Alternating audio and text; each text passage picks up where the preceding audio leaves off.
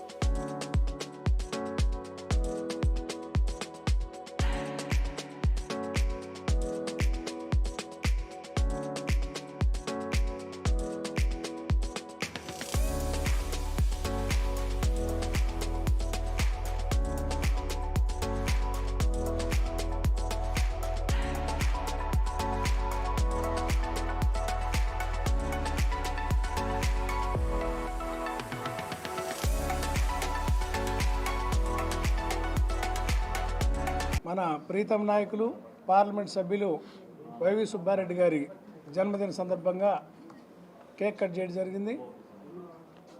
పార్టీకి పార్లమెంట్లోనూ రాజ్యసభలోనూ అనేక వివిధ హోదాల్లో పనిచేసినటువంటి సుబ్బారెడ్డి గారు పార్టీకి నిత్యం పనిచేస్తూ క్యాడర్కి అందుబాటులో ఉంటూ వైఎస్ఆర్ పార్టీ వెన్నుముగ్గా ఉన్నటువంటి ఆయన జీవితం గొప్పగా ఉండాలని, మరి ఎంతో ఉన్నత శిఖరాలకు ఎదగాలని, ఆయన సేవలు పార్టీకి ఎల్లకాలం ఉండాలని, వారి కుటుంబం వారికి భగవంతుడు ఆయురారోగ్యాలు అష్టైశ్వర్యాలు ప్రసాదించాలని కోరుకుంటూ ఈరోజు పార్లమెంటు పార్టీ ఒంగోలు పార్లమెంట్ పార్టీకి పరిశీలకులుగా విచ్చేసినటువంటి బత్తుల బ్రహ్మానందరెడ్డి గారు జగన్మోహన్ రెడ్డి గారు నియామకం చేశారు.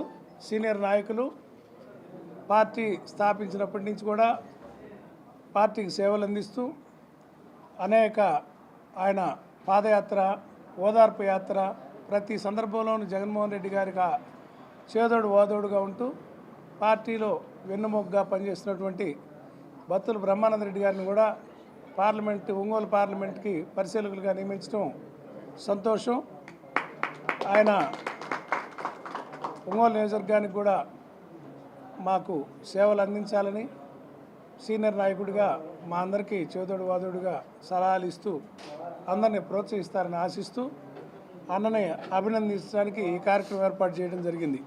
ఈ కార్యక్రమానికి ముఖ్య అతిథిగా ఈరోజు మన రాష్ట్ర పార్టీ జనరల్ సెక్రటరీ అయినటువంటి జూపూడి ప్రభాకర్ గారు కూడా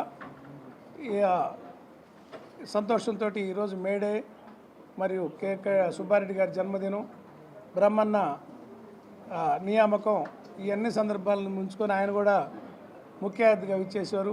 ఆయనకు కూడా స్వాగతం మరియు అభినందనలు తెలియజేస్తా ఉన్నాను. ఇక ఈరోజు కార్యక్రమానికి కేక్ కటింగ్ కార్యక్రమం పెట్టిన సోదరుడు రాష్ట్ర పార్టీ కార్యదర్శి రమణారెడ్డి వెంకటేశ్వరరావులను కూడా అభినందిస్తూ మా నగరాధ్యక్షుడు శంకర్ గారిని, బొట్ల సుబ్బరావు గారిని, ఒంగోలు కొత్తపట్నం ఎంపీపీ అంజిరెడ్డి గారు, ఒంగోలు మండల party president Manne Srinivasarao, PDC bank మాజీ చైర్మన్ వెంకయ్య గారు మరియు వివిధ హోదాల్లో మహిళా నాయకురాళ్ళు, వివిధ హోదాల్లో ఉన్నటువంటి అందరూ పాల్గొన్న ప్రతి ఒక్కరికి పేరు పేరున నా ధన్యవాదాలు తెలియజేస్తున్నాం. గుర్తు చేసుకోవడం, ఈ సందర్భంగా ఈ పర్వదినం రోజున గౌరవ ముఖ్యమంత్రి వర్యులు వైఎస్ఆర్ కాంగ్రెస్ పార్టీ వ్యవస్థాపక నాయకులైనటువంటి వైఎస్ జగన్మోహన్ రెడ్డి గారు ప్రకాశం జిల్లాలో వైఎస్ఆర్ కాంగ్రెస్ పార్టీని పూర్వ వైభవం కల్పించేటటువంటి విధంగా తీర్చిదిద్దేటటువంటి దానికి నాకు కూడా బాధ్యతనిచ్చి కార్యోన్ముఖులు కండి అని చెప్పి పంపించడం జరిగింది. గౌరవ ముఖ్యమంత్రి జగన్మోహన్ రెడ్డి గారు, వైఎస్ఆర్ కాంగ్రెస్ పార్టీ అధ్యక్షులైనటువంటి మాజీ ముఖ్యమంత్రి జగన్మోహన్ రెడ్డి గారికి నా మీద వారికి ఉన్నటువంటి విశ్వాసానికి, నమ్మకానికి ఖచ్చితంగా 100% కృషి చేసి మంచి ఫలితాన్ని తెచ్చే ప్రయత్నం చేస్తానని చెప్పి వారికి విన్నవించుకుంటూ నాకు ఇచ్చినటువంటి బాధ్యతకు హృదయపూర్వకమైనటువంటి కృతజ్ఞతలు తెలియపరుచుకుంటున్నా గౌరవ ముఖ్యమంత్రి గారికి, మాజీ ముఖ్యమంత్రి గారికి. అంటే భవిష్యత్తులో జరగబోయేటటువంటిది నా నోట వస్తూ ఉంది అనుకుంటున్నాను. నేను వాస్తవంగా నేను అనాలని అనలేదు. ఈ సందర్భంగా ఒకటి గుర్తు చేస్తున్నాను. ప్రకాశం జిల్లా అనగానే ఇది ప్రెస్ మీట్ కాబట్టి ఎక్కువ మాట్లాడలేకపోతున్నా, కానీ చాలా మాట్లాడవలసిన టైం ప్రకాశం జిల్లా. నాకు అంత అనుబంధం ఉంది. ఈ జిల్లాలో దివంగత ముఖ్యమంత్రి వైఎస్ రాజశేఖర రెడ్డి గారు అకాల మరణం చెందిన తర్వాత ఆయన యొక్క స్మృతులను, ఆయన యొక్క సిద్ధాంతాలను, ఆ రామరాజ్యాన్ని స్థిరపరిచేటటువంటి సందర్భంలో వైఎస్ఆర్ కాంగ్రెస్ పార్టీ అనేటటువంటిది ఏర్పాటు చేయవలసినటువంటి పరిస్థితిని ప్రకాశం జిల్లానే గుర్తు చేసింది. ఎట్లా గుర్తు చేసిందంటే, గౌరవ యువ నాయకుడు వైఎస్ జగన్మోహన్ రెడ్డి గారు వారి నాన్న యొక్క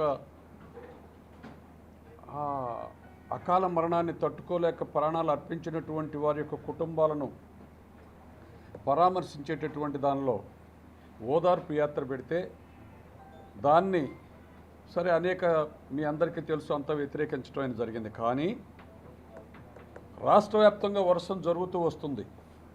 ప్రకాశం జిల్లా రాబోయేటప్పటికి ఇక్కడ ఉన్నటువంటి ఎమ్మెల్యేలు మన పార్టీకి చెందిన వాళ్ళే 8 మంది వెళ్ళిపోయారు సోనియా గాంధీ గారి దగ్గరికి. ఏమని చేయడానికి వీల్లేదు ఓదార్పు యాత్ర. ఇక్కడ రాజశేఖర రెడ్డి గారి ఒక్క విగ్రహం పెట్టి ఒంగోలు హెడ్ క్వార్టర్స్లో అక్కడికి వెళ్ళి చనిపోయినటువంటి విధవరాండ్రని తీసుకొచ్చి వాళ్ళకి డబ్బులు ఇవ్వమన్నారు.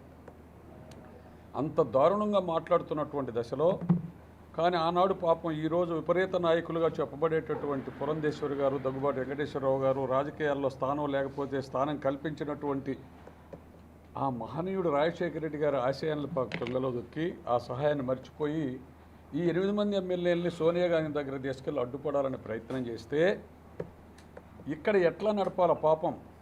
ఈ రోజున మనందరం కూడా జన్మదిన శుభాకాంక్షలు తెలిపినటువంటి గౌరవ శ్రామికుడు వైఎస్ఆర్ కాంగ్రెస్ పార్టీ వ్యవస్థాపక నాయకుల్లో ఒకరైనటువంటి వైవి సుబ్బారెడ్డి గారు బాధ్యత తీసుకొని ఎట్లా అనేటటువంటి ఆలోచన చేస్తున్నటువంటి దశలో ఆనాడు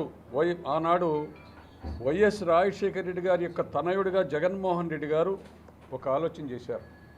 ప్రకాశం జిల్లాలో 8 మంది ఎమ్మెల్యేలు వెళ్ళిన తర్వాత ఏ విధంగా అన్ని చోట్ల ఎమ్మెల్యేలు ఉండి మరి ఓదార్పు యాత్ర నిర్వహిస్తున్నారు ఎట్లా అని ఆలోచన చేసి అప్పుడు నన్ను పిలిచి, బ్రహ్మన్న మీరు నాయకత్వం వహించి చేయాలి అని చెప్పి అప్పుడు చేస్తే వైవి సుబ్బారెడ్డి గారు అర్ధాంతరంగా రాజమండ్రి నుంచి వచ్చి ఒంగోలు నన్ను కన్వీనర్గా పెట్టి రమణారెడ్డి, వెంకటేశ్వర్లు, ఆనాడు పాపం తిరుమలరావు, మరి ఇట్లా ఒక 6 మందితోటి ఒక కమిటీని వేసి మా భుజస్కంధాల మీద పెట్టారు ఓదార్పు యాత్ర నిర్వహించమని. గౌరవ ప్రధాన కార్యదర్శి అయినటువంటి రాష్ట్ర ప్రధాన కార్యదర్శి అయినటువంటి జూపుడు ప్రభాకర్ రావు గారు రాష్ట్ర వ్యాప్తంగా జగన్ గారితో ముందు మౌత్ తీసుకొని పోరాటం చేస్తూ ఉన్నారు. ఆ దశలో మొదటగా ప్రకాశం జిల్లాలో 126 వైఎస్ఆర్ ప్రధానంగా ఒక రణ నినాదంగా మారిన నా ఎస్సీలు, నా బీసీలు, నా ఎస్టీలు, నా మైనారిటీలు. ఇది జనరల్గా చూసినప్పుడు కమ్యూనిస్టు పార్టీ నినాదం ఇది. కానీ ఒక ప్రజాస్వామిక రాజకీయ పార్టీగా ఆవిర్భవించిన వైఎస్ఆర్ కాంగ్రెస్ పార్టీ ఒక కమ్యూనిస్టు పార్టీ ఇచ్చే స్లోగన్ను తీసుకొని ముందుకెళ్ళిన నేపథ్యం మాకు చేదు అనుభవం రావచ్చు. కమ్యూనిస్టులు శతాబ్దాలుగా పనిచేస్తున్న వాళ్ళ కార్మిక వర్గ ఆలోచన విధానానికి కట్టుబడి పనిచేశారు. అదే క్రమంలో వైఎస్ఆర్ కాంగ్రెస్ పార్టీ అధినాయకుడు జగన్మోహన్ రెడ్డి గారు కూడా ప్రభుత్వం మొత్తాన్ని కూడా దాదాపు 2,75,000 కోట్ల రూపాయలని ఈ రాష్ట్రంలో పేదలకు అందించి తను పేదల వైపు అని చెప్పుకోవటం జరిగింది. ఇప్పుడు వచ్చిన ప్రభుత్వం నాకు తెలిసి సంవత్సరం అవుతున్న పేదలకి ఒక్క కార్యక్రమం కూడా చేయకపోవటం, ఈ రాష్ట్రంలో పేదలు ఏమనుకుంటున్నారంటే మేడే సందర్భంగా చెప్తున్నా, ఇప్పుడున్న రాజకీయ పార్టీ అధికారంలో ఉన్న తెలుగుదేశం పార్టీ కూటమి మొత్తం అబద్ధాలతోటి మమ్మల్ని మోసం చేసి పెళ్లి చేసేటప్పుడు అబ్బాయికి అన్ని మంచి అలవాట్లే ఉన్నాయి, వాడికి ఏ చెడ్డ అలవాటు లేదు అని మోసం చేసి పెళ్లి చేస్తే వీడు శోభనానికే తాగి వచ్చాడట. అప్పుడు ఆ పేరెంట్స్ ఆ అమ్మాయి అనుకుంది ఇంత మోసమా పెళ్ళిలో, కానీ ఏం చేయాలి, భరించాలి కొంతకాలం. ఇప్పుడు భరిస్తున్నారు, దాదాపు బయటకు వస్తున్నారు ప్రజలు. జగన్మోహన్ రెడ్డి గారు ఉన్నప్పుడు ప్రభుత్వం ఏంటి, ఈరోజు ప్రభుత్వం ఏంటి. ఖచ్చితంగా ఈరోజు మేడే కార్మిక వర్గ దృక్పథంతో పనిచేస్తున్నటువంటి వైఎస్ఆర్ కాంగ్రెస్ పార్టీ ఆవిర్భావం నుంచి ఉన్నటువంటి అన్న మా అందరికీ గురువు లాంటి వారు, మా అందరికీ ఉపన్యాసాలు నేర్పినటువంటి వాళ్ళు. అంటే మామూలుగా మాట్లాడతాం మేము 10 నిమిషాలు, కాదు గంట మాట్లాడాలని, కాదు 2 గంటలు మాట్లాడాలని. ఉపన్యాసం అంటే జగనన్న వచ్చేంత వరకు డయాస్ మీద జనాలు నిలపాలని నేర్పినటువంటి 2 గంటల ఉపన్యాసం ఏంటేంటో అన్న దగ్గర నేర్చుకోవచ్చు. తమిళంలో వారం రోజుల్లో తమిళ నేర్చుకోవచ్చు అన్నట్టుగా 2 గంటల ఉపన్యాసం అంటే అన్న దగ్గరికి వెళ్ళాల్సిందే.